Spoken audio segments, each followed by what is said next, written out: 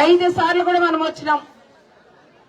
ప్రతి ఒక్క మీటింగులకే గాని అన్నిటికీ కూడా ఈ గ్రామాల బస్సు యాత్ర గాని మీటింగులకు నేను పార్థసారథి గారు 3 టైమ్స్ ఇక్కడికి వచ్చింది కూడా జరిగింది. ఈ గ్రామంలోకి ఎప్పుడు వచ్చినా మంచిగా మీ అందరూ మనస్ఫూర్తిగా నన్ను ఈ గ్రామాల్లో కూడా ఆహ్వానిస్తున్నారు. ఈ రోజు కూడా అదే విధంగా పూల వర్షం కురిపిస్తూ మహిళల ఆర్తలు ఇస్తూ నన్ను ఘనంగా స్వాగతం కూడా పలికిన మా మహిళా సోదరిమణులకి వాళ్ళకు కూడా నేను కృతజ్ఞతలు చెప్తున్నాం. ఈ రోజు అందరినీ కూడా చూస్తుంటే చాలా సంతోషం అవుతుంది. ఎందుకంటే లాస్ట్ టైం చాలా డ్యామేజ్ అయింది పంచాయతీ, గుర్తుందా? ఎవరికి మాట రావట్లేదు, మర్చిపోయినారా? ఈ 2024 మే 13వ తారీఖు లాస్ట్ టైం చేసిన పొరపాటు చెయ్యొద్దండి అని ప్రత్యేకంగా మిమ్మల్ని అందరినీ చేతులెత్తి జోడించి మిమ్మల్ని అందరినీ కూడా నేను అడుగుతున్నాం. ప్రతి ఒక్కరూ, ఎందుకంటే ఈ ప్రభుత్వం వచ్చిన తర్వాత ప్రతి ఒక్కరు కూడా కష్టాలు ఉన్నాయి. చిన్న వాళ్ళ నుంచి పెద్ద వాళ్ళ దాకా ఈ ప్రభుత్వం వచ్చిన తర్వాత ప్రతి ఒక్క కార్యకర్త లీడర్ గాని ఇబ్బందులు కూడా పడినారు. నాకన్నా ఎక్కువ మీరే ఇబ్బందులు పడినారని కూడా మనం చెప్పొచ్చు. చిన్న గొడవైనా, భార్యాభర్త కొట్లాడినా, అన్నదమ్మలు భూ సమస్యలు కొట్లాడినా, ఏదైనా ఒక ఇంటి దగ్గర కసం నొక్కున్నా, నీటి కొలాయి బయటకు తిప్పినా, ప్రతి దానికి చిన్నదానికి పెద్దదానికి కూడా వైఎస్ఆర్ లీడర్లు ప్రతి దానికి కూడా కేసులు పెట్టి చాలా మందిని ఇబ్బంది పెట్టిన విషయం కూడా మనకు తెలుసు. ఈ ప్రభుత్వం వచ్చిన తర్వాత రాప్తాన్ నియోజకవర్గంలో మన ప్రభుత్వం ఉన్నప్పుడు ఈ ప్రభుత్వం అన్నది చూస్తే పోలీస్ సోదరులు కూడా వాళ్ళు కూడా చూడాలి. ఏ ప్రభుత్వంలో కేసులు ఎక్కువ ఉన్నాయి, ఏ ప్రభుత్వంలో కేసులు తక్కువ ఉన్నాయనే విషయాలు కూడా మా పోలీస్ సోదరులు కూడా తెలుసుకోవాలని కూడా చెప్తున్నాం. మా ప్రభుత్వం ఉన్నది ఏదైనా చిన్న సమస్యలున్నా గ్రామాల్లో కూర్చొని మాట్లాడుకునే వాళ్ళు, లేదంటే స్టేషన్ పిలిపించిన వాళ్ళ కేసులు కూడా లేకోకుండా చేసిన ఘనలు కూడా మా తెలుగుదేశం లీడర్లకే దక్కుతుందని కూడా చెప్పొచ్చు. ఈ రోజు ఇదే గ్రామాల్లో వైఎస్ఆర్ వాళ్ళు పనిచేసేదానికి చేత కాదు కానీ కేసులు పెట్టి ఇబ్బంది పెట్టే దాంట్లో నంబర్ 1 అని కూడా మనం చెప్పొచ్చు అని కూడా తెలియజేస్తున్నాం. అదే విధంగా ఇంతకుముందు మా వెంకటరామణ గారు కూడా చెప్పారు, రోడ్డు ఎన్నో సొంత నిధులతో ఇక్కడ రోడ్డు వేసాడక్క అని.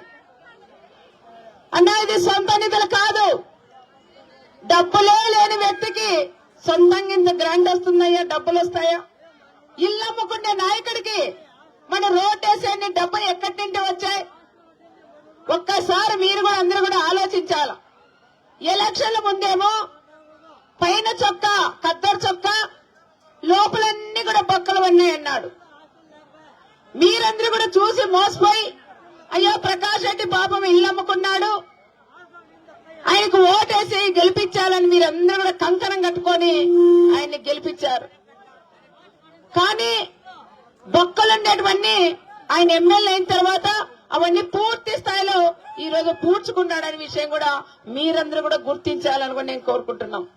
ఈ రోజు ఇక్కడ రోడ్ వేశారంటే కట్టి రోడ్డు చిన్న కాదు వేసేది, దాదాపు వెడల్పుగా రోడ్డు వేస్తే భద్రంగా ఊరు పోయిన రోడ్డు పోకుండా గట్టిగా రోడ్డు వేస్తే అది ఒప్పుకుంటాం. ఆర్ఎంబి రోడ్డును తీసుకొని పోయి ఏదో ఇసుక సిమెంట్ తీసుకొని అట్లా రాకేశారు. అయ్యా ఈ రోడ్డుకి ఇసుక సిమెంట్ గాని స్టీల్ గాని ఎక్కడి నుంచి వచ్చిందంటే ఎవరికైతే పేదవాళ్ళకి మీకు అందరికీ ఇల్లు ఇచ్చారో ఆ ఇళ్లలో కూడా బిల్లులు చేసుకొని బిల్లులు కూడా చేయకనే మీ ఇల్లు సిమెంట్ కూడా తీసుకొని మీ ఇళ్ళకి ఇచ్చే కంకర తీసుకొని ఈ రోజు రోడ్లు వేసిన విషయం మీరందరూ కూడా గమనించాలని కూడా నేను కోరుకుంటున్నాం. ఈ రోజు మీకు ఎవరికైతే ఇల్లు వచ్చాయో, వైఎస్ఆర్ ఇల్లు వచ్చిందో మీరు పోయి అడగండి. మాకు ఇంకా సిమెంట్ రాలేదంటే అది మమా చేశారు ప్రకాష్ రెడ్డి అని చెప్తారు. ఆ సిమెంట్ ఈ సిమెంట్ రోడ్ అని ప్రత్యేకంగా ఈ గ్రామంలో ఉండే వాళ్ళందరికీ కూడా పూర్తి స్థాయిలో కూడా తెలియజేస్తున్నాం. ఏది ఏమైనా మన ప్రభుత్వం ఉన్నప్పుడు ఈ గ్రామాల్లో రోడ్లు వేసాం. ఎన్నో సంవత్సరాల నుంచి కూడా హాస్టల్ ఉంటే దానికి బిల్డింగ్ కూడా లేదు, ఆ బిల్డింగ్ కూడా పూర్తి చేశాం. అంగన్వాడీ బిల్డింగ్స్ కట్టాం, సీసీ రోడ్లు వేసుకున్నాం. ఇట్లా ప్రతి ఒక్కటి కూడా మనం చేశాం. అతి ముఖ్యంగా ఈ ప్రాంతంలో ఉన్న రైతన్నలకి మనం ఇదే ప్లేస్ లో చంద్రబాబు నాయుడు గారు లోకేష్ గారు కూడా వచ్చారు. రచ్చగట్ట ప్రోగ్రాం పెట్టినప్పుడు అడిగాం 2014లో, సార్ వచ్చేది మీరే, తప్పకుండా మాకు చెరువుకి నీళ్లు ఇస్తే ఈ ప్రాంతంలో ఉన్న రైతాంగం అంతా బాగున్నాం, మాకు నీళ్లు ఇస్తే బంగారు పంటలు మేము పండిస్తాం, మాకు ఈ చెరువుకు నీళ్లు కావాలని అడిగిన రైతన్నలు ఈ గ్రామంలో కూడా ఉన్నారు.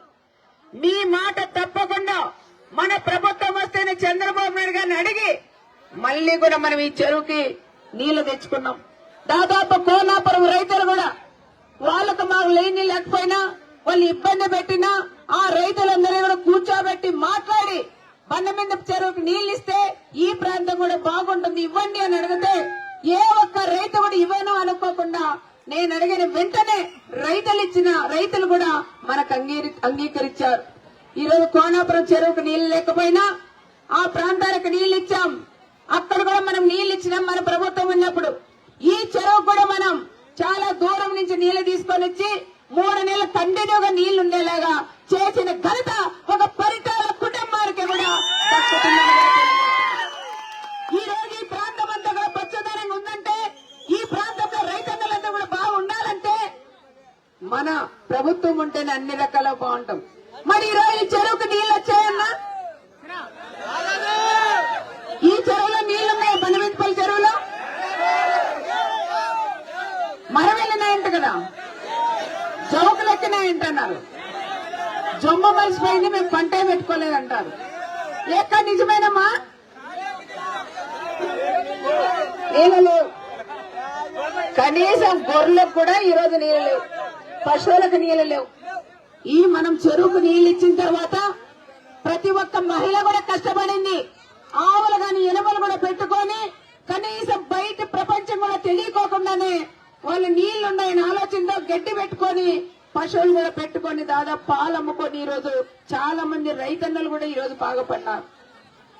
మరి అలాంటి రైతన్నల కళ్ళలో ఆనందం చూడాలన్నదే మా ధ్యేయం అని కూడా నేను తెలియజేస్తున్నాం.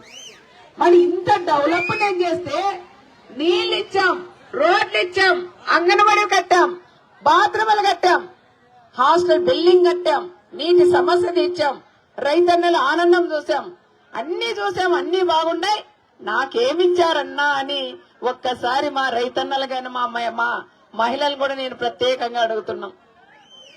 అయినా నాకు డ్యామేజ్ అయినా నేను బాధపడలేదు. ఎందుకంటే బండమిండపల్లిలో రైతన్నలు బాగుంటే చాలు అనుకున్నాను, కానీ నాకు ఓటు వేయలేదని ఏ రోజు నేను బాధపడలేదని కూడా మీకందరికీ కూడా నేను తెలియజేస్తున్నాను. ఇప్పుడు అడుగుతున్నాం, ఒక్క ఛాన్స్ అని మీరు కూడా మోసపోయారు, ఇంకా బాగా చేస్తారేమో మా సునీతమ్మక్క కన్నా అని. కానీ ఆయన ఏది జీరో తప్ప ఏమి చేయడు. దానికని దయచేసి మా సోదరులు గాని సోదరిమణులందరినీ ఒకటే అడుగుతున్నాం, మీరు ఈసారి మాత్రం మే 14వ తారీఖు మాత్రం మీ అందరు ఆశీస్సులు కోవడానికి ఇక్కడికి వచ్చినాం. తప్పకుండా మీ అందరు ఆశీస్సులు చాలా ఘనంగా నాకు ఇవ్వాలని ప్రత్యేకంగా మిమ్మల్ని అందరినీ కూడా నేను కోరుకుంటున్నాం. మే 14వ తారీఖు మీరు సైకిల్ గుర్తుకు ఓటు వేసి వెయ్యించి మంచి మెజార్టీతో ఎంపీని గాని 2 సైకిళ్లుంటాయి, ఎంపీ ఎమ్మెల్యే కూడా మంచి మెజార్టీ ఇవ్వాలని ప్రత్యేకంగా మిమ్మల్ని అందరినీ కూడా నేను పేరున నేను కోరుకుంటున్నాం. అన్ని ఇస్తామన్నా మీరిచ్చేది కూడా కావాలి కదా. మీరు ఏవి అడిగినా నేను లేదని చెప్పను. ఇక్కడ రైతులు ఎక్కువ ఉన్నారు కాబట్టి 24 అవర్స్ కూడా మనకు కరెంట్ కావాలని అడిగారు కాబట్టి తప్పకుండా మన ప్రభుత్వం వస్తుంది.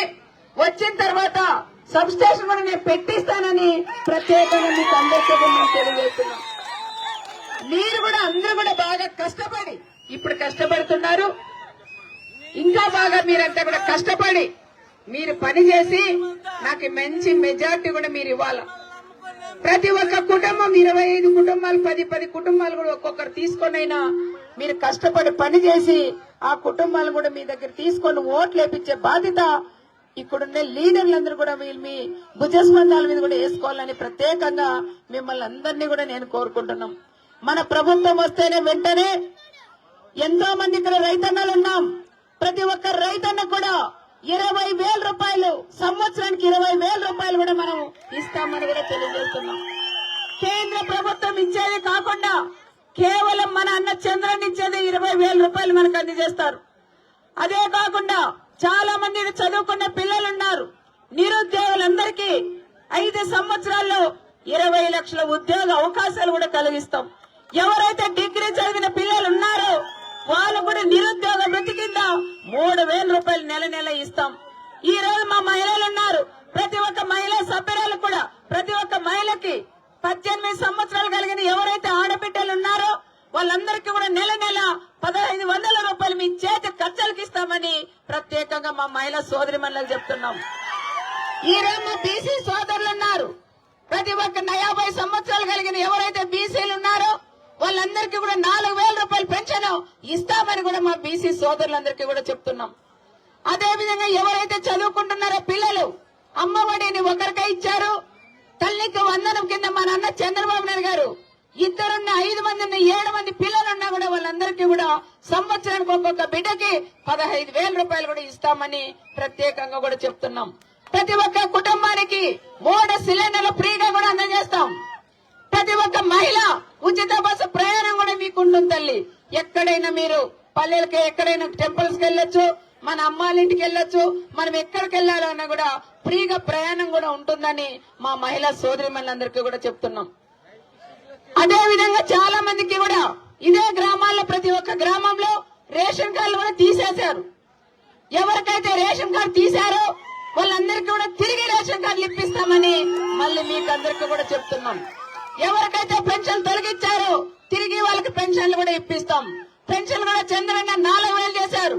ఎవరైతే వికలాంగులు ఉన్నారో 6,000 రూపాయలు పెన్షన్ ఇస్తున్నాం. మన మహిళా ఆడబిడ్డలకు ఎవరికైనా పెళ్లిళ్ళు చేయాలంటే చంద్రన్న పెళ్లి కారక కింద 1,00,000 రూపాయలు అందజేస్తామని కూడా చెప్తున్నాం. ఏదైనా జరగతే ప్రమాదం జరిగితే ఆ కుటుంబంలో పెద్ద దిక్కుగా ఉండాలని ఆలోచనతో 10 లక్షల రూపాయలు చంద్రన్న బీమా అందజేస్తానని మన అన్న పెద్దన్న కూడా చెప్పినారు. ఈ రకంగా ప్రతి ఒక్కరికి కూడా అందజేస్తాం. ఏప్రిల్, మే, జూన్ ఈ 3 నెలలు కూడా కలిపి ఎవరికైతే పెన్షన్లు వస్తున్నాయో వాళ్ళకి అదనంగా జూలై నెలలో 7,000 రూపాయలు వాళ్ళకి అందజేస్తామని ప్రత్యేకంగా మీకు అందరికీ కూడా చెప్తున్నాం. ఇదొక 3 అదొక 4 7,000 రూపాయలు ప్రతి ఒక్కరికి కూడా వాళ్ళకి అందుతుందని ప్రత్యేకంగా కూడా తెలియజేసుకుంటున్నాం. ప్రతి ఒక్క రైతన్న కష్టపడాలా, ప్రతి ఒక్క యూత్ కూడా కష్టపడాలా, ప్రతి ఒక్క మహిళ కూడా కష్టపడాలా. మన పిల్లల భవిష్యత్తు బాగుండాలంటే అక్కడ చంద్రబాబు నాయుడు గారు సీఎం గా ఉండాలా, మన రాష్ట్రాల్లో కూడా పచ్చ జెండా రెపరెపలుగా ఆడాలని ప్రత్యేకంగా కూడా చెప్తున్నాం. ఈ అవినీతి ఎమ్మెల్యేని పారు తోలాలంటే మీరందరూ కంకణం కట్టుకొని నడం బిగించి ముందుకు అడగేయాలని ప్రత్యేకంగా కూడా చెప్తున్నాం. ఇక్కడ జాతీయ పరిశ్రమ రావాలంటే ఇక్కడ రాష్ట్రాల్లో పరిటాల కుటుంబం ఎమ్మెల్యేగా ఉండాలనేది మీరందరూ కూడా అడగాలి, మీరందరూ కూడా చేయాలని ప్రత్యేకంగా మీకు అందరికీ కూడా చెప్తున్నాం. ప్రతి ఒక్కరిని ఈ రోజు మే 13వ తారీఖు ఎలక్షన్లు మన గ్రామాల నుంచి ఎవరైనా టౌన్ లో కానీ బెంగళూరులో కానీ అట్లా వలసలు పోయింటే వాళ్ళని కూడా పిలిపించి ఆ రోజు ఓటు వేయించే బాధ్యత లీడర్ల భుజ స్పందాల మీద కూడా వేసుకోవాలని ప్రత్యేకంగా మీకు అందరికీ కూడా నేను పేరు తెలియజేసుకుంటూ జూన్ 4వ తారీఖు వస్తుంది. జూన్ 4వ తారీఖు ఏమొస్తుంది తెలీదా? జూన్ 4వ తారీఖు ఎప్పుడూ లేనంత మంచి పండుగ కూడా వస్తుందని ప్రత్యేకంగా కూడా చెప్తున్నాం. కౌంటింగ్ జరుగుతుంది. రాష్ట్రంలో చంద్రబాబు నాయుడు గారికి ఎక్కువ శాతంతో అక్కడ సీఎం అవుతారు. రాష్ట్రాల్లో మనం గెలుస్తాం. గెలిచిన తర్వాత వెంటనే మీరు ఏం చేయాలంటే ఆ రోజు వాళ్ళు గెలిచిన తర్వాత మన సైకిల్ కూడా రోడ్డు మీద ఈడ్చారు వైఎస్ఆర్ లీడర్లతో. మీరు కూడా ఫ్యాన్ సైకిల్ కట్టుకుంటారో దేని కట్టుకుంటారో నాకు తెలియదు కానీ మొత్తం బజార్ ఈడ్చాలని ప్రత్యేకంగా మిమ్మల్ని అందరినీ కూడా నేను కోరుకుంటున్నాను. నాకు కూడా ఒక కసి, నా సైకిల్ ఈడ్చారు, వాళ్ళ ఫ్యాన్ కూడా నడి బజార్లో కూడా తొక్కి ఈడ్చాలని మరొక్కసారి మీకు అందరికీ కూడా పేరున కూడా తెలియజేసుకుంటూ, మీరంతా ఆడవాళ్ళు కూడా పాపం అన్నాలు కూడా ఇంకా చేసినట్లు లేరు. అమ్మ మీరు కూడా ఇంటికెళ్ళి చేసుకోవాలని కూడా ప్రత్యేకంగా మా మహిళా సోదరులకు చెప్తున్నాం. ఇందాక శ్రీనివాస్ పెద్ద లిస్టు చదివాడు. మగవాళ్ళ పేరు చదివారు కానీ మన ఆడవాళ్ళు ఒక్క పేరు కూడా చదవలేదు ఆయన.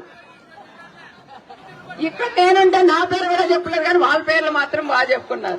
దానికని మన ఆడవాళ్ళు కూడా మనం కూడా ముందుకు నడవాలని ప్రత్యేకంగా మా మహిళా సోదరి మనులందరికీ కూడా నేను తెలియజేస్తున్నా. మనకు కూడా చైతన్యం ఇంకా బాగా రావాలని మా సోదరి మనులకు కూడా తెలియజేసుకుంటూ, ఏది ఏమైనా మీరందరూ కూడా నిద్రపోకోకుండా అందరూ కూడా కష్టపడి పని చేసి సైకిల్ గుర్తుకు ఓటు వేసి వెయ్యించి మంచి మెజార్టీ కూడా మీరు ఇవ్వాలని ప్రత్యేకంగా మీకు అందరికీ కూడా పేరు పేరున నమస్కారాలు కూడా తెలియజేస్తున్నాం.